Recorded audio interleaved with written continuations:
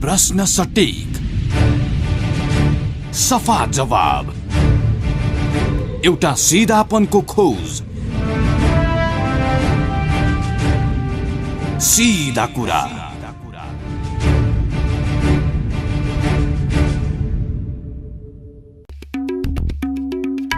नमस्कार, कार्यक्रम सीधा कुरामा यहाँलाई हार्दिक स्वागत अभिवादन छ। उपस्थित भएको छु म विमल कुमार थापा। कार्यक्रम सीधा कुरा तपाईले यतिखेर हाम्रो केन्द्रीय स्टुडियो क्यापिटल एफएम 92.4 मेगाहर्ज, पूर्वाञ्चलमा रेडियो सारङ्गी 101.3 मेगाहर्ज मोरङ अनि पश्चिमाञ्चलमा रेडियो सारङ्गी 93.8 मेगाहर्ज पोखराबाट सुनिरहनु भएको छ। सँगै हाम्रा वेबसाइटहरू www.cfmonair.com र www.radiosarangi.com मार्फत पनि संसारका जुनसुकै ठाउँबाट तपाईले हामीलाई एकैपटक सुनिरहनु भएको छ। कार्यक्रम सीधा कुरामा हामी समसामयिक विषयवस्तुमा आमन्त्रित अतिथिसँग संवाद गर्ने गर्दछौँ। मूलतः देशको राजनीतिक, सामाजिक, आर्थिक लगायत अन्य विविध विषयवस्तुहरूमा हामी सीधा कुरामा संवाद गर्दछौँ। आजको सीधा कुरामा हामीले शैक्षिक विषयलाई उठान गर्न गइरहेका छौँ। शिक्षा भनेको जीवनको निम्ति पूर्वार्धमा मात्रै होइन, उत्तरार्धसम्म पनि उत्तिकै आवश्यक पर्ने गर्दछ। शिक्षाले नै जीवनलाई समृद्ध बनाउन, सुखमय बनाउन र अगाडि बढाउन ठुलो भूमिका खेल्ने गर्दछ। तर नेपालको सन्दर्भमा कुरा गर्ने हो भने अझै पनि अपेक्षा गरिए अनुसार सबैले शिक्षा प्राप्त गर्न सकिरहेका छैनन्। कसैको निम्ति सहज अवश्य पनि छ, यद्यपि कतिपयको निम्ति भने शिक्षा अत्यन्तै कठिन पनि हुने गरेको छ। तर एकातिर यस्तो अवस्था छ भने कतिपय सन्दर्भमा समुदायमा वैकल्पिक शिक्षाको निम्ति विभिन्न सङ्घ संस्था, व्यक्ति र निकायहरू क्रियाशील रहँदै आउनु भएको छ। यसले विशेषतः उमेरमा शिक्षा प्राप्त गर्न नसकेका महिलाहरूका निम्ति वैकल्पिक शिक्षा प्रणालीबाट उहाँहरूलाई शिक्षित बनाउने, दीक्षित बनाउने र समाजमा केही गर्न सकिन्छ भन्ने प्रेरणादायी सन्देश दिने काम पनि गरिरहेको छ। आजको सीधा कुरामा हामी यिनै विषयवस्तुमा केन्द्रित रहेर संवाद गर्दैछौँ। हामीसँग हुनुहुन्छ श्री सरस्वती महिला विद्या मन्दिर स्कुल, जुन चाहिँ वैकल्पिक शिक्षाको निम्ति क्रियाशील रहेको छ। सो स्कुलकी व्यवस्थापन समितिकी अध्यक्ष रेखा अर्याललाई आजको सीधा कुरामा मैले अतिथिको रूपमा आमन्त्रण गरेको छु। रेखाजी, वेलकम टु सीधा कुरा। हजुर, धन्यवाद। आज चाहिँ यहाँसँग मैले एउटा अलिक फरक खालको विषयवस्तु यो होइन, विशेष त शिक्षाको कुराहरू। यो शिक्षा त हामीले धेरै कुराहरू गर्छौँ, अरू सन्दर्भमा छलफल र बहसहरू गर्ने गरेका छौँ। तर यहाँसँग चाहिँ मैले अलिकता यो वैकल्पिक शिक्षा, त्यो पनि वयस्क महिलाहरूको निम्ति होइन, जो महिलाहरूले चाहिँ आफूले उमेरमा अध्ययन गर्न पाउनु भएको छैन, औपचारिक शिक्षा प्राप्त गर्न सक्नु भएको छैन, ती महिलाहरूको निम्ति भनेर यहाँहरूले चाहिँ 67 सालदेखि काठमाडौँमा चाहिँ एउटा वैकल्पिक शिक्षाको लागि विद्यालय सञ्चालन गरिराख्नु भएको छ होइन। अलिकति प्रारम्भ त्यहीँबाट गरौँ कि जस्तो यो स्कुल चाहिँ के हो, खास कसरी सुरु गर्नुभयो, किन सुरु गर्नुभयो? आजभन्दा 6 वर्ष अगाडि एकचोटि हाम्रो आफ्नै स्थानीय स्तरमा नै देखिनु हुने महिला दिदीबहिनीहरूको चाहिँ एउटा अवस्था, शैक्षिक अवस्थालाई विचार गरेर हेरिरहँदाखेरि साह्रै दयनीय अवस्थामा देखिनुहुन्थ्यो उहाँहरू। अझ स्पेसली मलाई भन्नुपर्दा यो प्रेरणा चाहिँ कहाँबाट आयो भने त्यतिखेर म दादा नावावली सङ्कलनमा पनि हिँडेको थिएँ र यो जनगणनाको लागि पनि म चाहिँ नि हिँड्ने क्रममा थिएँ। र हिँड्दाखेरि त्यो जनगणनाको लागि जब मैले त्यो फर्महरू फिलअप गर्दै थिएँ, त्यो फिलअप गर्ने क्रममा त्यो साक्षरता निरक्षरताको कोलमहरू भर्ने क्रममा चाहिँ नि एकदम धेरैभन्दा धेरै मान्छेहरू चाहिँ अझ महिला दिदीबहिनीहरू चाहिँ निरक्षर भएको मैले पाएको थिएँ। र यसरी जब त्यो जनसङ्ख्या, यो चाहिँ तपाईले काठमाडौँको कुरा गरिरहनु भएको छ हैन? काठमाडौँमै त्यस्तो छ है? काठमाडौँमै यस्तो छ। र त्यसको लागि पनि म यो बानेश्वर एरियामा चाहिँ खटिएको थिएँ। अझ यही थापा गाउँ, यही भित्रको यही एरियामै म खटिएको थिएँ। यो अझ मध्य सहरी भागमा पनि यस्तो चाहिँ नि मैले पाएको थिएँ भने ग्रामीण भेगको अवस्था के छ होला? ग्रामीण पनि अझ हाम्रो टाढा दुर्गमको अवस्था त त्यो हाम्रो कल्पनामै आउँदैन। यो गाउँसँग जोडिएको यो काठ भन्छन् जसलाई, यो काठतिर पनि त अवस्था आखिर त्यस्तै हो। यसरी चाहिँ मैले यो निरक्षरहरूको चाहिँ नि सङ्ख्या अत्याधिक देखिरहँदाखेरि मलाई कता कता एकदमै नरमाइलो लागेको थियो। म आफै पनि एउटा महिला भएको हुनाले र शिक्षा हासिल गर्ने क्रममा मैले पनि धेरै सङ्घर्ष गरेरै शिक्षा हासिल गरेको हुनाले चाहिँ नि मलाई त्यो कता कता एक किसिमको पीडा जस्तो भइरहेको थियो र मैले आफ्नो परिवारमा आएर यसरी कुरा गरिरहँदाखेरि चाहिँ नि हुन्छ त्यसलाई प्रोसेस वाइज नै जाउँ, विधिवत रूपमा दर्ता गरेर एउटा अनुमति प्राप्त गरेर एउटा विद्यालयकै स्तरबाट एउटा पहिला हामीले एउटा इन्स्टिच्युटको रूपमा चलाउने कि भन्ने सोच पनि नगरेका होइनौँ। तर इन्स्टिच्युटको रूपमा चलाउँदाखेरि त्यसको भोलि जसले हामीले साक्षर गरायौँ अथवा शिक्षा प्राप्त गरायौँ उहाँहरूको भ्यालिडिटी के त, उहाँहरूको प्रमाणपत्र भोलि पाउनु होला, किले दियो त? त्यो प्रमाणपत्रको भ्यालिडिटी पनि त चाहियो नि, भोलि सर्टिफिकेटको मार्कसिटको भ्यालिडिटी पनि त चाहियो नि। त्यसले गर्दा पनि हामीले यदि शिक्षा दिलाउनै हामी लागिरहेका छौँ भने जिल्ला शिक्षा कार्यालयसँग सम्बन्धित भएर नै किन नगर्ने, त्यो सम्भव छ कि छैन भने त्यसरी सोचौँ। र सोचिरहँदाखेरि जिल्ला शिक्षा कार्यालयसम्म गएर हामीले यी सबै कुराहरू बुझ्यौँ र बुझ्दै जाने क्रममा त्यस्तो किसिमका उमेर समूहका महिला दिदीबहिनीहरूलाई पढाउनको लागि एउटा वैकल्पिक विद्यालय भनेर छुट्टै त्यो रहेछ। अहिले सरकारको उसमै पनि रहेछ, सरकारको योजना अथवा कार्यक्रममा पनि त्यो रहेछ र अरू त्यसले चाहिँ तपाईँहरूलाई थप ऊर्जा दियो। हजुर हजुर, थप ऊर्जा दियो त्यसले। त्यसबाट म एकदमै झन् प्रोत्साहित भएँ र चाहिँ आएर हामीले यसरी हुन्छ गर्न सकिन्छ, सरकारले नै पनि त्यसलाई मान्यता दिन्छ, अनुमति दिन सक्ने अवस्था छ भन्ने कुरा बुझिसकेपछि चाहिँ हामीले हाम्रो स्थानीय स्तरबाटै पहिला थालौँ। अन्त कसरी जाने अब टाइम पनि दिन सकिँदैन, मान्छेको मन पनि जितेको हुनु पर्यो। त्यसरी आउनुहोस्, पढ्नुहोस्, गर्नुहोस्, सिक्नुहोस् भन्नको लागि जहाँ पाएँ त्यहीँ गएर मान्छेलाई चिन्दै नचिनेको ठाउँमा गर्नु पनि अप्ठ्यारो हुन्छ।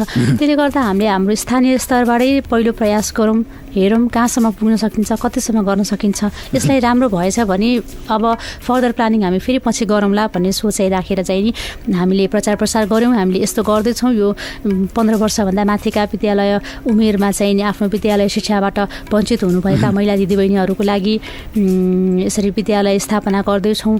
एकदमै निम्न शुल्कमा हामीले पढाउँदैछौँ। आउनुहोस्, पढ्नुहोस्, साक्षर हुनुहोस्, केही सिक्नुहोस्। अझ 6 महिनामा तपाईँहरूले आफ्नो क्लास अपग्रेड गर्न पाउनुहुनेछ।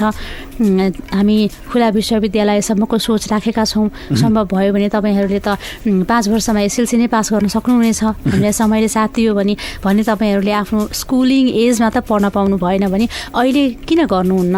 आउनुहोस्, पढ्नुहोस्, सिक्नुहोस्। 100 रुपियाँले के हुन्छ तपाईँहरूलाई? कहिलेसम्म पुग्छ पैसाले मान्छेलाई? 100 रुपियाँ तिरेर तपाईँ आफूलाई केही त गर्नुहोस्। गएका दिन गए, बितेका दिन बिते, अब त केही गर्नुहोस् भनेर हामीले त्यसरी घर घरमा गयौँ, ढोका ढोकामा गयौँ, पर्चा टाँस्यौँ, माइकिङ गऱ्यौँ, हामीले र्याली गऱ्यौँ। अनेक गरेर चाहिँ हामीले सुरुमा हामीले जम्मा 31 जना महिलाहरू, यो 67 सालको कुरा रह्यो हैन? हजुर, 67 सालमा 31 जना चाहिँ महिलाहरू यहाँले 31 जना जम्मा गर्न सफल हुनुभयो 67 सालमा हैन?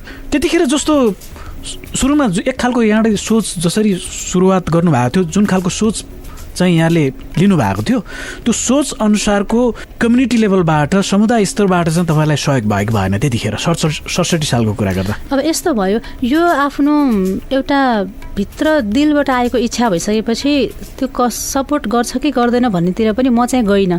किनभने म तपाईँलाई व्यक्तिगत रूपमा चाहिँ तपाईँको परिवारले चाहिँ सपोर्ट गर्यो? हजुर, परिवारले सपोर्ट गरेको थियो। परिवारबाट भन्दा पनि अझ स्पेसली मेरो ससुराले चाहिँ मलाई एकदम फुल सपोर्ट गर्छ त्यतिखेर, र उहाँले आइडियाहरू पनि धेरै सेयर गर्छु। अब अहिले पनि विभिन्न योजना बनाउने क्रममा, कामहरू गर्ने क्रममा उहाँहरूले मलाई धेरै सेयरिङ गर्छिन्छ, धेरै हेल्प गर्छिन्छ मलाई अहिले पनि। र मैले पहिला चाहिँ 2-4 जना लेडिजहरू जो मलाई सपोर्ट गर्न चाहनुहुन्छ, जो मसँग काम गर्न चाहनुहुन्छ, भोलिन्टियरली काम गर्न चाहनुहुन्छ, त्यस्तो मैले महिलाहरू जम्मा पारेँ। ती 3-4 जना महिलाहरू जम्मा पारिसकेपछि अब मैले पढ्ने विद्यार्थी खोज्न थालेँ। र पढ्ने विद्यार्थी खोज्दाखेरि हामीले जब 31 जना चाहिँ बिस्तारै बिस्तारै आज सुरुको दिन हामीलाई 5 जनाले नाम लेखाउनु भयो, त्यसपछि 1-2 दिन पछि फेरि अर्को 1-2 जना थपिनु भयो र गर्दाखेरि बिस्तारै हामीले 10 जना पुग्यो भने हामी स्कुल चलाउने भनेर चाहिँ हामीले सोचिराखेका थियौँ। र गर्दा भन्दा बिस्तारै 12-15 दिनमा हामीसँग 31 जना जम्मा आउनुभयो र 31 जना जम्मा भइसकेपछि चाहिँ अब 4-5 दिनसम्म पनि अरू कोही नयाँ मान्छे नथपिरहेको अवस्था हुँदाखेरि र ठ्याक्कै वैशाखको नयाँ सेसन पनि सुरु हुने अवस्था भइरहँदाखेरि चाहिँ नि हामीले वैशाखबाटै नयाँ सेसन सुरु गऱ्यौँ र 31 जनालाई नै पढाउने, यसपालि थोरै भए पनि पढाउने।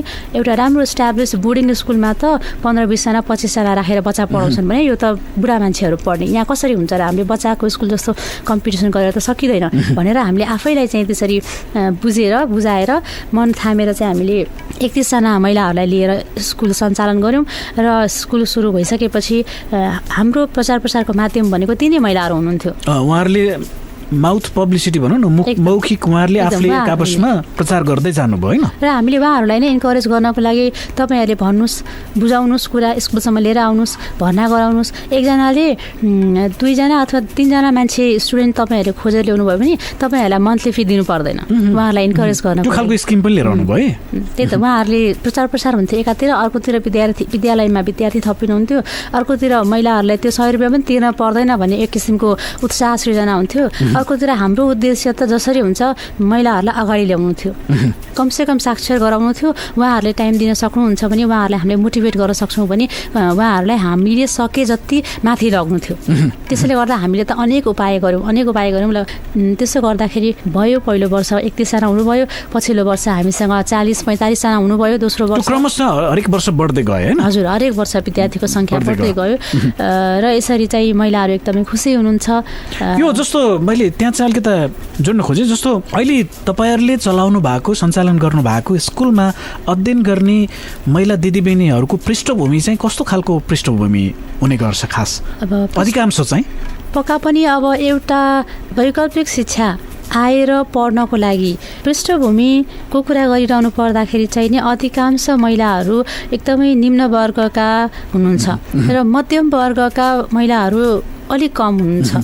किनभने 2-4 जना चाहिँ यस्ता महिलाहरू पनि हुनुहुन्थ्यो जो उच्च वर्गबाट हुनुहुन्थ्यो र उहाँहरूलाई चाहिँ हामीले एकदमै नमस्कार गरेर हात जोडेर खुट्टै ढोग्न मात्रै बाँकी राखेर चाहिँ स्कुलसम्म ल्याएका थियौँ। किनभने उहाँहरूलाई अब सबै कुराले उहाँहरू सम्पन्न हुनुहुन्थ्यो, उहाँहरूलाई धन इज्जत सबै कुराले पुगेको थियो। त्यसैले उहाँहरूलाई त्यो पढाइको केही पनि मतलब थिएन र हामीले के गर्यौँ भने तपाईँको छोरा डक्टर पढ्दैछ, भोलि तपाईँ डक्टरकी आमा बन्नुहुन्छ, तपाईँ डक्टर भएपछि तपाईँकी बुहारी भोलि डक्टर घटेकी बुहारी आउँदैन, डक्टर छोरा बुहारीकी आमा भन्दाखेरि तपाईँलाई कतै जानु पर्ला, तपाईँको श्रीमान एउटा यसरी उच्च तहमा चाहिँ नि कार्यरत हुनुहुन्छ, तपाईँ फलानु चाहिँ श्रीमती भन्दाखेरि तपाईँलाई कतै गएर नमस्कार गर्नु पर्ला, कतै हात जोड्नु पर्ला, कसैका अगाडि गएर फलानीकी श्रीमती भनेर चिन्नु पर्छ होला। तपाईँ आफूलाई हेर्नुहोस् त, तपाईँ अर्को अगाडि गएर हात जोड्न पनि नसक्ने, अलिक खुलेर हाँस्न पनि नसक्ने किन भन्नुहुन्छ? तपाईँलाई नपुगे के छ? अब तपाईँलाई फुर्सद छ तपाईँसँग, कमसेकम आउनुहोस्, टाइम पास भए पनि हुन्छ, आउनुहोस्, पढ्नुहोस्, सिक्नुहोस् भन्दाखेरि हामीले दुई जनालाई चाहिँ हामीले एकदम हाई क्लासकै मान्छेलाई घरमै गएर एकदमै धेरै बेरसम्म कन्भिन्स गरेर विद्यालयसम्म ल्याएका थियौँ र पछि गर्दै जाँदा उहाँहरू 2 जना जहिले पनि फर्स्ट सेकेन्ड हुनुहुन्थ्यो। मैले त्यही जोड्न खोजिरहेको थिएँ, जस्तो एकदमै आग्रह गरेर चाहिँ तपाईँहरूले अलिकता उच्च फ्यामिली भनौँ न, एउटा आर्थिक हिसाबले भनौँ होइन, आर्थिक हिसाबले उहाँहरू सम्पन्न परिवारको महिलाहरूलाई पनि ल्याउनु भयो। सुरुमा आउन गाह्रो भइरहेको थियो उहाँलाई भन्नुभयो, जब उहाँहरूले तपाईँको स्कुल एटेन्ड गर्नुभयो, तपाईँको स्कुलमा आएर पढ्न थाल्नुभयो, उहाँमा आएको परिवर्तन चाहिँ कस्तो थियो? अब यस्तो हुन्छ, हामी अलिकति ग्रामीण भेगमा बस्ने महिलाहरू एउटा गाउँमा बसिरहँदाखेरि म पनि त्यहीको स्थानीय स्तरकै महिला भएको हुनाले सबैको आँखामा म सबैको लागि सानो छु, म सबैको एक किसिमले सबैले मलाई बुहारी नै भन्छन् र साँच्चै भन्यो भनेदेखि एउटा ग्रामीण भेगमा एउटा बुहारी जस्तो मान्छेले भनेको कुरालाई हत्तपत्त कसैले सुन्ने, बुझ्ने र उसलाई सपोर्ट गर्ने त्यो कमै मात्रै हुन्छ। र मैले त्यसरी भनिरहँदा उहाँहरूलाई स्कुलसम्म ल्याइरहँदाखेरि र उहाँहरू आएर पढेर आखिर उहाँहरू नै पछि जहिले पनि विद्यालयको फर्स्ट सेकेन्ड चाहिँ उहाँहरू नै हुनुहुन्थ्यो, फेरि त्यति मेहनती हुनुहुन्थ्यो। आइसकेपछि उहाँहरूले फेरि इम्प्रुभ पनि गर्नुभयो उहाँहरूलाई, किनभने उहाँहरूमा चाहिँ फेरि फ्यामिली सपोर्ट पनि थियो। किनभने छोराहरूले मैले त्यसरी आएर कन्भिन्स गरेर हामीले हाम्रो आमालाई गराउन नसकेको कुरा तपाईँले आएर गरिदिनु भयो, जादु गरिदिनु भयो तपाईँले, हामीले गर्नु पर्थ्यो, यो त हाम्रो रेस्पोन्सिबिलिटी थियो भनेर उहाँहरू घरबाटै त्यस्तो भनिसक्दाखेरि पछि उहाँहरूले मम्मीलाई होमवर्क गर्न, त्यो स्कुलको सबै कुराहरू गर्न बच्चाहरूले सघाउनु भयो। डक्टर भएको छोराले मम्मीलाई पढाएर बस्न थाल्यो, अब हेरिदिन थाल्यो कमसेकम, मम्मी के पढ्नु भयो त आज, के जान्नुभयो त, खै हेरौँ तपाईँको अक्षर कस्तो रहेछ, त्यसो भन्दाखेरि त इन्करेज भयो मम्मीलाई पनि, गर्दाखेरि उहाँहरू चाहिँ राम्रो स्टुडेन्टको रूपमा गनिनु भयो। र आज आइसक्दाखेरि चाहिँ नि म आज पनि उहाँहरू एजेड हुनुहुन्छ, सम्पन्न हुनुहुन्छ, म सानो उमेरको छु, तैपनि उहाँहरू आज पनि मलाई बाटोमा भेट्दा आधा शरीर झुकाएर नमस्कार गर्नुहुन्छ। आज म भएको त्योभन्दा अगाडिसम्म उहाँहरूले मलाई बुहारी भनेर बोलाउनुहुन्थ्यो भने अहिले म्याम भनेर बोलाउनुहुन्छ बाटोमा भेट्दा पनि। उहाँहरूमा आएको एउटा सकारात्मक परिवर्तन, एउटा श्रद्धा, एउटा चाहिँ नि यो मान्छेले गर्दाखेरि चाहिँ हामीले यति जान्यौँ भन्ने टाइपको उहाँहरूमा आएको त्यस्तो खालको एउटा चेन्जेस चाहिँ छ। त्यो चाहिँ एउटा जस्तो यहाँलाई मलाई सोध्न मन लाग्यो, जस्तो यहाँको एउटा अपेक्षा त्यस्तो थिएन होला कि समाजमा मैले ती महिलाहरू जो महिलाहरूले चाहिँ चाहेर अथवा नचाहेर पढ्न पाउनु भएको छैन ती महिलाहरूको लागि शिक्षा दिने एउटा कोसिस गर्छु भन्ने एउटा प्रारम्भमा त्यो सोच बनाउनु भएको थियो होला सम्भवतः। अहिले आइपुग्दाखेरि चाहिँ तपाईँले जुन खालको रेस्पोन्स प्राप्त गरिराख्नु भएको छ समुदाय स्तरबाट भनौँ अथवा त्यहाँ संलग्न रहने महिला दिदीबहिनीबाट, कस्तो लाग्छ अहिले आफूलाई यो 5-7 वर्षको अवधिमा त्यो फिल्डमा म लाग्दाखेरि? सुरुको बेला यहाँले भन्नुभयो मलाई चुनौती पनि थियो होइन, अहिले आइपुग्दाखेरि चाहिँ एक खालको परिवर्तन हुँदै गएको हो कि जस्तो पनि देख्छु भन्नुहुन्छ, कस्तो लाग्छ अहिले? अब मैले अघि दिएको उदाहरण चाहिँ एउटा सम्पन्न परिवारको महिलाको इक्जाम्पल दिएको थिएँ र निम्नवर्ग अथवा चाहिँ नि मध्यमवर्गीय महिलाहरूमा पनि त्यस्तै खालको परिवर्तनहरू देखिएको छ। र म कहिलेकाहीँ स्कुलमा भिजिट गर्छु, सधैँ त म भ्याउँदिनँ, कहिलेकाहीँ चाहिँ के कसो भइरहेछ भनेर हेर्न जान्छु र त्यतिखेर जाँदाखेरि म आउँछु भनेर खबर गरेर कहिले पनि जाँदिनँ। म जे भइरहेछ त्यहाँ मलाई डाइरेक्ट हेर्नुपर्ने हुन्छ, त्यसले गर्दा मलाई त्यो यथार्थ वस्तुस्थितिको जानकारी पर्छ मलाई। त्यो भएको हुनाले म डाइरेक्ट जान्छु, क्लासमा म सिधै छिर्छु, पढाइरहेको ठाउँमा एडमिनिस्ट्रेसनमा म सिधै छिर्छु। भन्दाखेरि त्यहाँ पढिरहेको महिला दिदीबहिनीहरू एकदमैसँग जराक चुरुक्क उठ्दिनुहुन्छ। म गएपछि जराक चुरुक्क उठ्दिनुहुन्छ। उहाँहरूले पढ्दा पढ्दै लेख्दा लेख्दै सुन्दा सुन्दै त्यो टिचरले के भन्दैछ के गर्दैछ त्यो सम्पूर्ण छोडिदिनुहुन्छ। अब सर्लको त्यो कपी कलम सलम छोडेर अब जराक चुरुक्क उठ्नुहुन्छ, हात जोडिहाल्नुहुन्छ, कोही समात्न आउनुहुन्छ, कोही सुमसुम्याउन आउनुहुन्छ, गर्दाखेरि कोही मलाई हेरे गर्नुहुन्छ, जिल्ल पर्नुहुन्छ, कसैले केही भन्न सक्नुहुन्न, हेरे गर्नुहुन्छ। उहाँहरूसँग त्यो अव्यक्त कुराहरू धेरै छन् उहाँहरूको मनभित्र र गर्दाखेरि मलाई चाहिँ कता कता लाज लागे जस्तो पनि हुन्छ। मैले त्यस्तो के गरेको छ र किन यस्तो गर्छन् र जस्तो पनि लाग्छ मलाई। तर जे होस् मैले बुझिरहँदा त्यो उहाँहरूको श्रद्धा हो मप्रति। उहाँहरूले जे होस् यो एउटा मान्छेले यसरी सुरुवात गरिदिँदाखेरि थालनी गरिदिँदाखेरि हामीले चाहिँ आज यहाँसम्म आयौँ, यतिसम्म हामीमा परिवर्तन आयो, हामीले यो गर्न सक्यौँ भन्ने खालको उहाँहरूको चाहिँ फिलिङ्स रहेको मैले पाएको छु। श्रोता, तपाईँ सुनिरहनु भएको छ कार्यक्रम सिधा कुरा। आजको सिधा कुरामा हामीले सन्दर्भ जोडिरहेका छौँ वैकल्पिक शिक्षाले समाजमा ल्याउन सक्ने परिवर्तन, विशेषतः जो महिलाहरूले उमेरमा आफ्नो अध्ययनलाई अगाडि बढाउन सक्नु भएन उहाँहरूको निम्ति पनि वैकल्पिक शिक्षाको अवधारणा नेपालमा प्रारम्भ भइरहेको छ। विभिन्न समुदाय स्तरमा यस्ता खालका अवधारणाहरू अगाडि बढिरहेको छ जुन अवधारणाले समाजमा थुप्रै परिवर्तन गर्न सक्दछ भन्ने एउटा ज्वलन्त उदाहरण प्रस्तुत गरिरहेको छ श्री सरस्वती महिला विद्या मन्दिर, जसले 2067 सालदेखि एउटा वैकल्पिक शिक्षाको प्रणालीलाई अगाडि बढाइरहेको छ। हामीले आजको सन्दर्भमा कुराकानी गरिरहेका छौँ व्यवस्थापन समितिकी अध्यक्ष रेखा अरियालसँग। आज हामीले सिधा संवाद गरिरहेका छौँ। यहाँ छेउ कार्यक्रम सिधा कुरामा एउटा व्यावसायिक विश्राम लिन्छु। विश्रामपछि बाँकी सन्दर्भ फेरि पनि जोड्दछु। यो व्यावसायिक विश्रामपछि यहाँलाई फेरि पनि स्वागत छ। श्रोता, तपाईँ सुनिरहनु भएको छ कार्यक्रम सिधा कुरा। सिधा कुरा यतिखेर हाम्रो केन्द्रीय स्टुडियो क्यापिटल एफएम 92.4 मेगाहर्जबाट काठमाडौँ र आसपासका जिल्लामा सुनिरहनु भएको छ भने पूर्वाञ्चलमा रेडियो सारङ्गी 101.3 मेगाहर्ज मोरङ अनि पश्चिमाञ्चलमा रेडियो सारङ्गी 93.8 मेगाहर्ज पोखराबाट सुनिरहनु भएको छ। सँगै हाम्रा वेबसाइटहरू www.cfmoneer.com र www.radiosarangi.com मार्फत पनि संसारका जुनसुकै ठाउँबाट तपाईँ हामीलाई एकैपटक सुन्न सक्नुहुनेछ। कार्यक्रम सिधा कुरामा हामी समसामयिक विषयवस्तुमा आमन्त्रित अतिथिसँग सिधा प्रश्न गर्ने गर्छौँ। विशेषतः उहाँको क्षेत्रको विषयमा हामी केन्द्रित रहेर संवाद गर्ने गर्दछौँ। र आजको सिधा कुरामा भने हामीले सन्दर्भ जोडिरहेका छौँ शिक्षाको एउटा महत्त्वपूर्ण सन्दर्भ, त्यो पनि उमेरमा विशेषतः विविध कारणले गर्दा शिक्षा प्राप्त गर्न नसकिराख्नुभएका महिलाहरूको निम्ति विभिन्न खालका वैकल्पिक शिक्षा प्रणाली पनि अगाडि बढिरहेको छ समुदाय स्तरमा र त्यसमा अझ महिलाहरूले नै नेतृत्वदायी भूमिका पनि निर्वाह गरिराख्नु भएको छ र यसले समाजमा एक खालको सकारात्मक परिवर्तन पनि गर्न सक्षम भएको छ। र आजको सिधा कुरामा हामीले यिनै विषयवस्तुमा केन्द्रित रहेर संवाद गरिरहेका छौँ। हामीसँग हुनुहुन्छ श्री सरस्वती महिला विद्या मन्दिर जसले वैकल्पिक शिक्षा प्रदान गरिरहेको छ। विद्यालयकी व्यवस्थापन समितिकी अध्यक्ष रेखा अर्यालसँग आज हामीले संवाद गरिरहेका छौँ। विश्रामपछि फेरि पनि सन्दर्भ जोड। अघि एउटा सन्दर्भ यहाँले जोडिराख्नु भएको थियो, आफू अत्यन्तै उत्साही हुनुहुन्छ होइन, अहिले यो विद्यालय जसरी अगाडि बढिरहेको छ, एउटा सोच अनुसार चाहिँ अगाडि बढिरहेको छ, अत्यन्तै उत्साही पनि हुनुहुन्छ। प्रारम्भ एउटा एक खालको यहाँले चाहिँ भनिराख्नु भएको थियो, चुनौती पनि हामीले बिहोर्न बाध्य भएका थियौँ। वास्तवमा यस्तो समुदाय स्तरमा यस्तो खालको विषयमा भनौँ न, अझ यो अलि फरक खालको पनि विषयवस्तु हो, यो फरक खालको काम पनि हो। मूल रूपमा चाहिँ कस्तो खालको चुनौतीहरू तपाईँहरूले भोग्नु भएको र यस्तो खालको काम गर्दाखेरि समुदाय स्तरबाट प्राप्त हुने चुनौतीहरू चाहिँ के खालको हुन् भन्ने लाग्छ तपाईँलाई? अब प्रारम्भिक तहमा चाहिँ नि चुनौतीहरू त हामीसँग धेरै थिए, किनभने एक त हामीलाई पहिला त विद्यालय सञ्चालन गर्नको लागि स्थान नै थिएन। विद्यालय सञ्चालन गर्न एउटा हामीलाई पहिला सरकारी तहबाट अनुमति प्राप्त चाहिन्थ्यो, त्यसपछि विद्यालयको लागि विद्यार्थी चाहिन्थ्यो, शिक्षक तथा कर्मचारी चाहिन्थ्यो, विद्यालयको म्यानेजमेन्ट के कसरी गर्ने, एउटा विद्यालय भने कस्तो हुनुपर्छ, त्यहाँभित्र के कुराहरू अत्यावश्यक कुराहरू के हुन्, त्यहाँ चाहिँ नि पुर्याउनु पर्ने मिलाउनु पर्ने कुराहरू के हो, त्यो सम्पूर्ण कुराहरू एकातिर थियो। विद्यालयको भवन अर्कोतिर थियो। विद्यार्थी कसरी र कहाँबाट सङ्कलन गर्ने त्यो पनि हाम्रो लागि चुनौतीकै विषय थियो।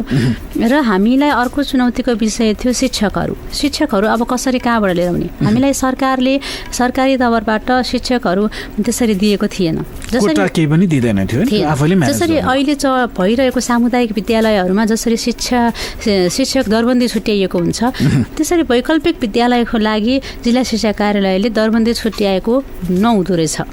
जिल्ला शिक्षा कार्यालयले वार्षिक रूपमा एकमुष्ट यति रकम दिने भनेर छुट्याउँदो रहेछ, त्यही रकम चाहिँ उसले पन्छाइदिँदो रहेछ। अब त्यो रकम जेसुकै गर्नु हुने, जतिसुकै पुर्याउन् जतिसुकै मिलाउन्। त्यसलाई फलोअप मोनिटरिङ चाहिँ गर्दैन जिल्ला शिक्षा कार्यालय? त्यो हुन्छ, मोनिटरिङ हुन्छ।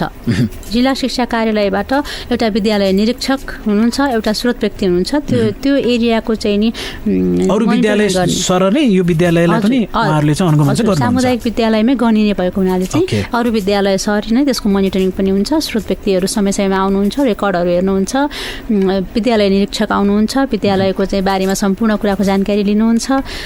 त्यसपछि चाहिँ अरू विद्यालय जस्तै उहाँहरूले तथ्याङ्क फिलअप गर्नुहुन्छ, जिल्ला शिक्षा कार्यालयमा रेकर्डेड हुन्छ, सबै कुरा त्यो अनुसार नै हुन्छ। र हामीलाई यी सम्पूर्ण चुनौतीहरूको बावजुद पनि हामी यो गर्नको लागि तयार भयौँ, किनभने हाम्रो एउटै मात्र उद्देश्य चाहना के थियो भने हामीलाई त्यो विद्यालय सञ्चालन गरेर चलाएर कुनै एनजिओ आइएनजिओबाट पैसा ल्याएर खाएर चाहिँ यो एउटा विद्यालय चलाएर उतातिर प्रचार गरेर उताबाट डलर झारौँला भन्ने हाम्रो उद्देश्यै थिएन कहिले पनि। हामी त्यसरी कहिले पनि सोचेनौँ। एकदमै गैर नाफामूलक संस्था हो यो।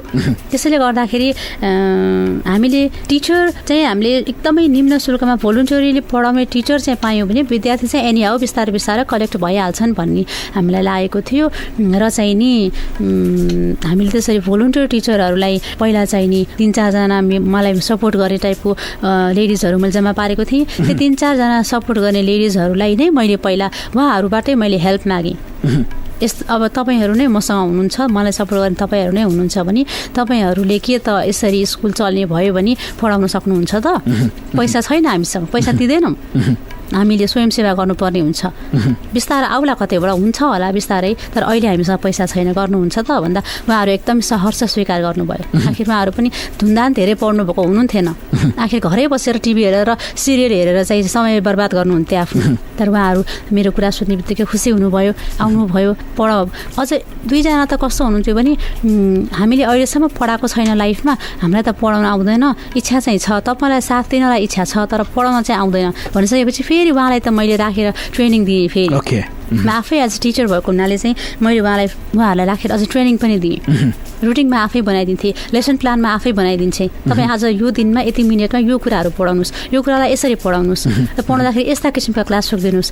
साना बच्चाहरूलाई भए हामीले यस्तो गर्छौँ भने यी ठुला मान्छे वयस्कहरूलाई पढाउँदा यो तरिकाले गएर हुँदैन, तपाईँहरू यसरी गर्नुहोस् भनेर चाहिँ मैले अझ टिचरलाई नै पहिला सिकाएर पनि ट्रेनिङ दिएरै हामीले बकाइदा राखेर एउटा चाहिँ प्याकेजवाला ट्रेनिङ हामीले एउटा टिचरले चाहिँ इन सर्भिस टिचरले जसरी एउटा प्याकेज ट्रेनिङ लिएको हुन्छ त्यस्तै गरेर प्याकेज ट्रेनिङ नै जस्तो गरेर मैले चाहिँ उहाँहरूलाई अझ सिकाएँ। पहिला प्लान कसरी बनाउनुहुन्छ, खै भोलिको प्लान के हो, भोलि तपाईँहरू के पढाउनुहुन्छ, कहाँदेखि कहाँसम्म पढाउनुहुन्छ, त्यसलाई अब कसरी प्रेजेन्ट गर्नुहुन्छ त क्लासमा, भोलिको तपाईँले दिने क्लास वर्क के हो, भोलिको तपाईँको होमवर्क के हो, त्यसलाई इभ्यालुएसन तपाईँ कसरी गर्नुहुन्छ अनि आएका स्टुडेन्टले जानेनन् सिकेनन् अब तपाईँले त्यसलाई कसरी फेरि रिप्रेजेन्ट गर्नुहुन्छ त के गर्नुहुन्छ उहाँहरूलाई मैले त्यसै गरी काउन्सिलिङ गरिकन 2जना टिचरहरूलाई मैले अब सक्ने बनाएँ उहाँहरूले अब अहिलेसम्म पनि त्यसै गरी पढ्नुभएको छ सुरुका अवस्थामा उहाँहरूले जम्मा 2,2500 रुपियाँ चाहिँ लिएर पनि सुरु गर्नुभएको थियो त्यो गर्दाखेरि पनि अब अहिले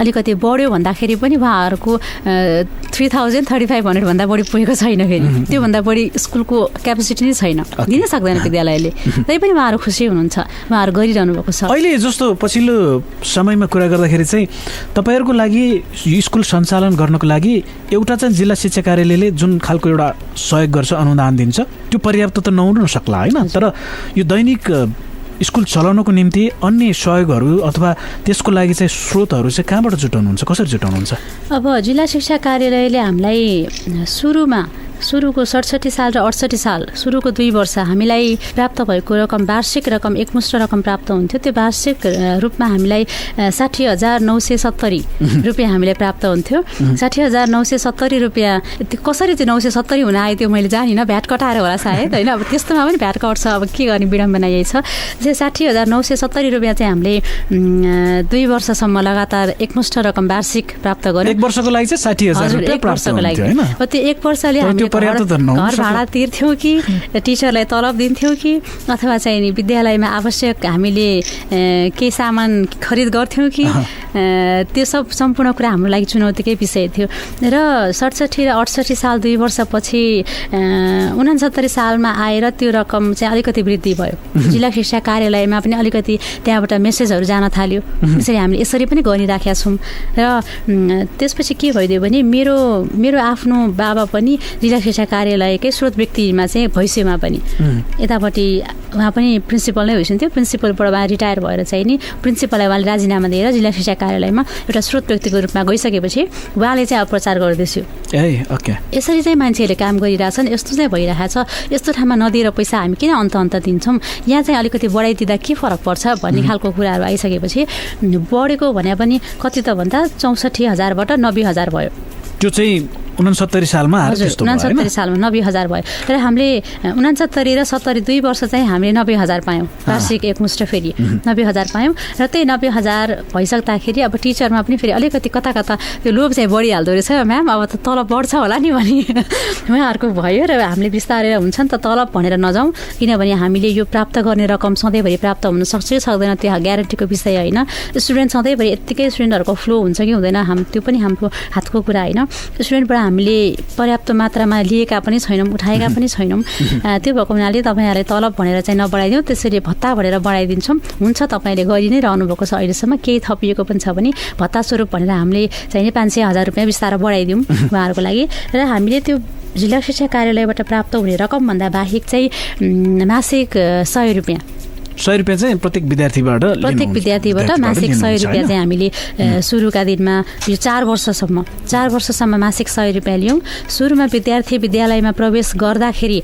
नाम दर्ता गराउनको लागि दर्ता शुल्क भनेर हामीले 100 रुपियाँ लियौँ र मासिक रूपमा चाहिँ प्रति विद्यार्थी 100 रुपियाँ उठाएर चाहिँ हामीले यसरी विद्यालय सञ्चालन गरेका थियौँ अब 30-31 जना दोस्रो वर्षमा 40 जना 42 जना विद्यार्थी हुनुहुन्थ्यो भने त्यति कति सीमित रकम कति चाहिँ उठ्थ्यो होला त्यहाँबाट त्यति पैसाले विद्यालय कसरी चाहिँ चल्थ्यो होला र त्यही पनि कमसेकम 100 रुपियाँ भए पनि तिरिसकेपछि यति दिएको छ जानुपर्छ कमसेकम विद्यार्थीमा एउटा रेगुलारिटी आउँछ कि भन्ने हिसाबले मात्रै त्यो रकम पनि हामीले राखेका थियौँ हामीले त्यसबाट केही प्राप्त गरेर विद्यालय चलाउन पुग्ला भन्ने हिसाबले त्यति राखेका पनि अहिले कतिजना छ अहिले हामीसँग 102 जना छ 102 जना छ यद्यपि अहिले पनि रनिङ गर्न गाह्रो नै छ होइन 102 जना भएको पनि हामीसँग अर्को एउटा कारण छ फेरि यसपालि भूकम्पको कारणले गर्दाखेरि पोहोर साल 72 सालमा 60 घट्यो विद्यार्थीको संख्या आएर विद्यालयमा आएर भर्ना भएर आफ्नो पढाइ सुरु गरिसक्नुभएका विद्यार्थीहरू पनि यो बसाइ सराईको कारणले गर्दा गाउँमा भद्रगोल भएको कारणले गर्दा नाकाबन्दीको कारणले गर्दा अस्तव्यस्त भयो विद्यालय पनि जम्मा 2 जना 3 जना विद्यार्थी मात्रै स्कुलमा चाहिँ रेगुलर आउने हुनुहुन्थ्यो त्यही पनि उहाँहरूले पनि म्याम हामी त आउँछौँ है स्कुल त बन्द नगर्नु उहाँहरूको एक किसिमको हौसला उहाँहरूको सँगै थियो उहाँहरूको हौसलाले पनि हामीले विद्यालय बन्द गर्न सकेनौँ गत वर्ष त हामीले विद्यालय अब बन्दै गर्ने हो कि क्या हो दुईजना मान्छे त के पढाएर बस्नु भन्ने सोचमा पनि हामी नपुगेका होइनौँ। तर फेरि पनि म त्यसरी हतोत्साहित भइरहँदाखेरि मेरो साथीहरू जो अहिले भोलिन्टरी पढाइरहनु भएको छ उहाँहरूले मलाई सम्हाल्नु भयो। अब अहिले देशकै अवस्था यस्तो छ त तपाईँले किन यसरी आत्तिनुहुन्छ, आइहाल्नुहुन्छ नि, अर्को वर्ष त किन नहुनु भन्ने किसिमले उहाँहरूले सम्हाल्नु भयो मलाई। र चाहिँ अब समय बित्दै जाँदा यो 73 साल लागिसके पछाडि चाहिँ नि हामीसँग फेरि यथेष्ट मात्रामा विद्यार्थीहरू बढ्नु भएको मैले अनुभव गरेको छु। र त्यसको पछाडि पनि एउटा कारण छ, हामीले चाहिँ नि यसपालि पनि विद्यार्थी हुनु भएन भने चाहिँ हामी अब चाहिँ यो विद्यालय चलाउँदैनौँ, यसरी टाइम दिएर बस्न सकिँदैन भनेर मैले सोचिरहँदाखेरि हामी सबैजना बसेर एउटा निर्णय चाहिँ के गरौँ भने हामी अबदेखि विद्यालयमा कुनै पनि किसिमका शुल्क लिँदैनौँ। अहिले चाहिँ तपाईँले शुल्क लिनु यसपालि लिएका छैनौँ। ओके, यसपालि लिएका छैनौँ। अहिले 102 जना चाहिँ हुनुहुन्छ होइन? हजुर। उहाँहरूको लागि तपाईँहरूले अहिले औपचारिक शिक्षा नै दिनुहुन्छ, औपचारिक ढङ्गले नै दिनुहुन्छ होइन? जस्तो यहाँले भन्नुभयो क्लासमै राखेर पढाउनुहुन्छ होइन? औपचारिक रूपमा 5 कक्षासम्म पढाउनुहुन्छ, 5 कक्षासम्म। त्यस पछाडि चाहिँ के गर्नुहुन्छ, उहाँहरूले चाहिँ के गर्नुहुन्छ, त्यस पछाडि तपाईँहरूको योजना चाहिँ के हुन्छ ती विद्यार्थीहरूको लागि? अब हाम्रो उद्देश्य अनुसार हामीले विद्यालयलाई अगाडि बढाउन सकेको भइदिएको भए अथवा समयले साथ दिएको भइदिएको भए हामीसँग भौतिक पूर्वाधार हुन्थ्यो भने हामीले निम्न माध्यमिक तह पनि सजिलैसँग स्वीकृति प्राप्त गर्न सक्थ्यौँ। तर हामीसँग एउटा विद्यालयको भवन नहुँदाखेरि, आज भौतिक पूर्वाधार नहुँदाखेरि हामीले विद्यालयलाई निम्न माध्यमिक तहसम्म चाहिँ अपग्रेड गर्न सकेनौँ। तर नसकिरहेको अवस्थामा विद्यार्थीहरूको पीडा एकातिर थियो। विद्यार्थीहरू अब तपाईँले त हामीलाई एकदम अचकल्टोमा ल्याएर छोडिदिनु भयो, अप्ठ्यारोमा ल्याएर छोडिदिनु भयो, पानीबाट झिकेको माछा जस्तो बनाइदिनु भयो, हामी अब छटपटाउन पो थाल्यौँ त भनेर विद्यार्थीहरूको गुनासो आउन थालिसकेपछि अब हामी जे पाए त्यही काम गर्न पनि सक्दैनौँ। अब हामी गिट्टी कुट्न र भारी बोक्न पनि तयार छैनौँ, किनभने केही जानिसकेका छौँ। अब हामी केही सिपमूलक काम गर्न सक्छौँ, केही गरेर खान सक्छौँ। तर हामी अब राम्रो चाहिने तहमा गएर कुनै अफिसमा गएर जागिर खान पनि नसक्ने भएका छौँ। तपाईँले त हामीलाई अचकल्टो बनाएर छोडिदिनु भयो, म्याम तपाईँलाई त पाप लाग्छ भन्न थाल्नु भयो। अब मैले त्यस्तो गर्न पनि भएन, यता एकातिर विद्यालयलाई अपग्रेड गर्न सक्ने अवस्था पनि थिएन। त्यसैले मैले के सोचेँ भने कमसेकम उहाँहरूलाई एउटा सिपमूलक तालिम चाहिँ दिएर छोडिदिन पायो भने उहाँहरू स्वरोजगारमूलक तालिम भयो भने स्वावलम्बी बन्नुहुन्छ, आफ्नै सिपलाई बेचेर उहाँहरूले खान सक्नुहुन्छ। कमसेकम आखिर आफ्नो घरभित्रको घरायसी कामलाई सम्पूर्ण भ्याएर, आफ्नो जिम्मेवारीभित्रका काम सम्पूर्ण भ्याएर दिउँसोको खाली पिरियडलाई पनि उहाँहरूले युटिलाइज गरेर के गर्छु भन्ने चाहना राख्नुहुन्छ भने त मैले त्यति त गरिदिनै पर्छ भनेर मैले सोचेँ। र म विभिन्न सङ्घ संस्थाहरूमा गएँ जसले हामीलाई फेरि पनि भोलिन्टियर सर्भिस नै दियोस्, किनभने पैसा त हामीसँग छँदै थिएन। सङ्घ संस्थाले पनि हामीलाई प्रशिक्षण दिइरहँदाखेरि हामीसँग पैसा नमागोस्, त्यस्तो सङ्घ संस्थाहरू खोजेँ मैले। र खोजिरहँदाखेरि विभिन्न सङ्घ संस्थाहरू आउनुभयो, हामीसँग राजी हुनुभयो हाम्रा महिला दिदीबहिनीहरूलाई सिकाउनको लागि, तालिम दिनको लागि। र कुनै यस्तो पैसा नलिकन नगर्ने खालको सङ्घ संस्थाहरू, तर त्यो तालिम, त्यो सिप उहाँहरूलाई आवश्यक रहेको खालको सिपलाई चाहिँ फेरि हामीले डोनरहरूबाट सहयोग मागेर भए पनि उहाँहरूलाई पैसा चाहिँ पे गर्ने, तालिम चाहिँ दिलाउने महिलाहरूलाई गरेर हामीले विभिन्न किसिमका सिपमूलक तालिमहरू यसरी सञ्चालन गऱ्यौँ, दियौँ। र त्यसले गर्दाखेरि उहाँहरू अहिले स्वावलम्बी हुनुहुन्छ। कति अहिले त्यस्तो खालको तपाईँले भन्नै सके नि चाहिँ कतिजना जति चाहिँ अहिले त्यस्तो महिलाहरू हुनुहुन्छ जो चाहिँ विभिन्न स्वरोजगारमूलक कार्यहरूमा चाहिँ उहाँ संलग्न हुनुभएको छ? अहिले के छ? रोजगारमूलक हिसाबले नै कामै गरेर अलिकति इस्टाब्लिस नै भएर बस्नु भएको। अब हाम्रो अगाडि हामीले देखिरहेका, हामीले त्यो थाहा पाएका चाहिँ यस्तै 60-70 भन्दा बढी हुनुहुन्छ। ओके। अब रोजगारमूलक नै हिसाबले आफूलाई इस्टाब्लिस नै गरेर बस्नुभएको चाहिँ 60-70 जना हुनुहुन्छ। नत्र भने चाहिँ हामीले तालिम दिलाएका महिलाहरू चाहिँ नि त 100 नागिसक्नु भएको छ, 100 नागिसक्नु भएको छ।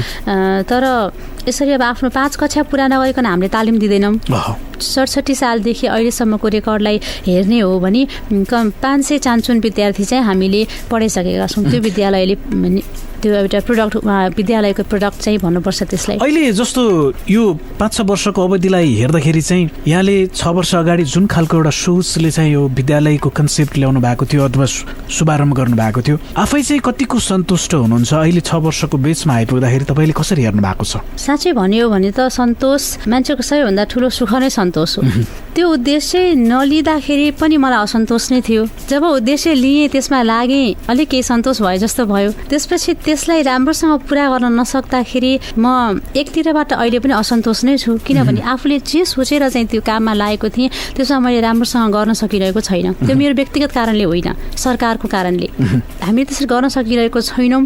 त्यो तरिकाबाट, त्यो पाटोबाट हेरिरहँदाखेरि म अलिकति असन्तोष नै छु, किनभने एकातिर मलाई महिला दिदीबहिनीहरूको श्राप लागेको छ, तपाईँले हामीलाई आजकल्टोमा छोडिदिनु भयो भनेर अपेक्षा पनि छ भनौँ न, श्राप भन्दा नि उहाँहरूको अपेक्षा हैन, एउटा आशा छ, भरोसा छ तपाईप्रति। त्यस्तो छ एक किसिमले। उहाँहरूले आफूले अपेक्षा गरे अनुसारको चाहिँ प्राप्त गर्न सक्नुभएको छैन। उहाँहरूको इच्छा अनुसार अब पढ्छु भनेर उहाँहरू भित्रदेखि नै जागरुक भएर आउनुभएको छ भने मैले कमसेकम 8 कक्षा चाहिँ पढाइदिन पाएको भइदिए भए, अथवा चाहिँ एसएलसी चाहिँ पास भयो है हामी पनि भनेर छोराछोरीको अगाडि आमाहरूले चाहिँ भन्न पाउँदाखेरि एउटा कस्तो रमाइलो हुन्थ्यो होला त्यतिखेर। तर सबै कुरालाई त्यसरी नेगेटिभ हेरेर पनि हुँदैन। जति छ, जे छ, जति त्यहाँबाट पास आउट हुनुभएको छ, जति चाहिँ नि त्यहाँबाट निस्किनु भएको छ, उहाँहरूले पनि गरिरहनु भएको छ, आफू स्वावलम्बी हुनुभएको छ, कमसेकम समाजमा आएर बोल्न सक्ने हुनुभएको छ, आफ्नो काम गरेर खान सक्ने हुनुभएको छ, यो सही र यो गलत भनेर छुट्याउन सक्नु भएको छ। कति महिला दिदीबहिनीहरू वैदेशिक रोजगारमा पुग्नु भएको छ। त्यसले गर्दा त्यस अर्थबाट हेरिरहँदा म सन्तोष पनि छु। अब फाइनली हामी अन्तिममा छौँ। अन्तिममा चाहिँ भनिदिनुहोस् न, जस्तो तपाईँले 7 वर्ष अगाडि जुन खालको एउटा सपना देख्नु भएको थियो, जुन खालको एउटा सोचले चाहिँ तपाईँले यो एउटा अवधारणालाई अगाडि ल्याउनु भयो होइन, तपाईँको भोलिको सपना चाहिँ के हो त? अब भोलि तपाईँले चाहिँ कस्तो खालको परिकल्पना गर्नु भएको छ कि यो तपाईँको अवधारणा कतातिर जानुपर्छ अथवा जान सक्छ र त्यसको निम्ति कसले कस्तो खालको भूमिका निर्वाह गर्यो भने चाहिँ त्यो तपाईँको सपना चाहिँ अझ साकार हुन्छ भन्ने लाग्छ? अब यसको लागि चाहिँ सम्बन्धित पक्ष भनेको पक्का पनि एउटा कम्युनिटी, त्यहाँको समुदाय नै हो। त्यसपछिको अर्को भनेको जिल्ला शिक्षा कार्यालय नै हो। शिक्षा क्षेत्र भएको हुनाले, एउटा विद्यालय भएको हुनाले त्यसको हेड अफिस भनेको जिल्ला शिक्षा कार्यालय नै हो।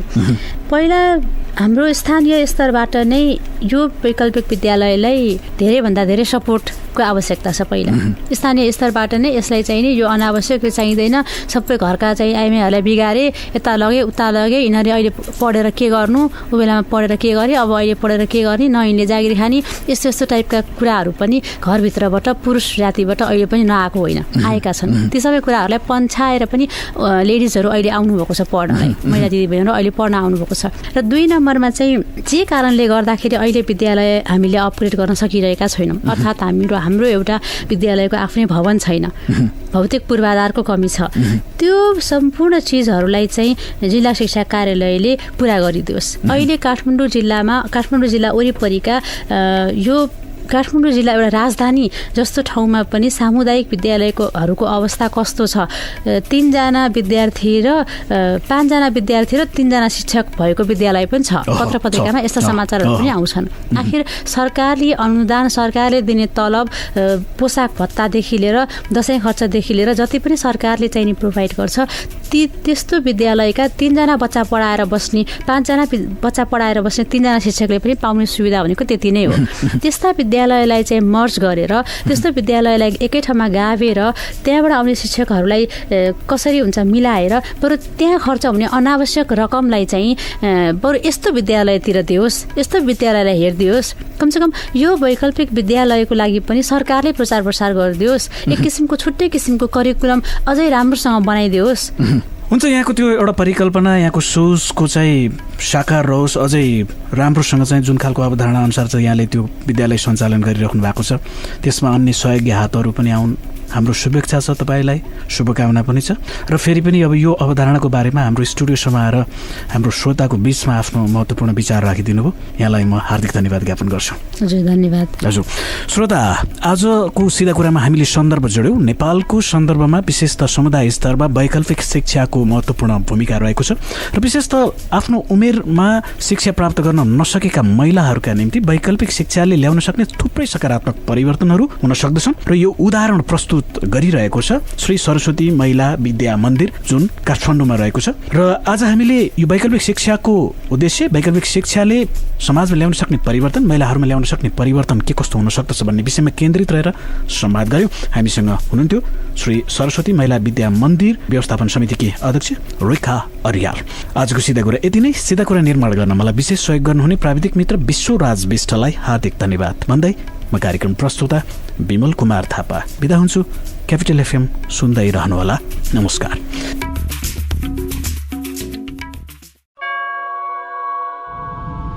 प्रश्न सटीक, सफा जवाब, एउटा सिधापनको खोज, सीधा कुरा।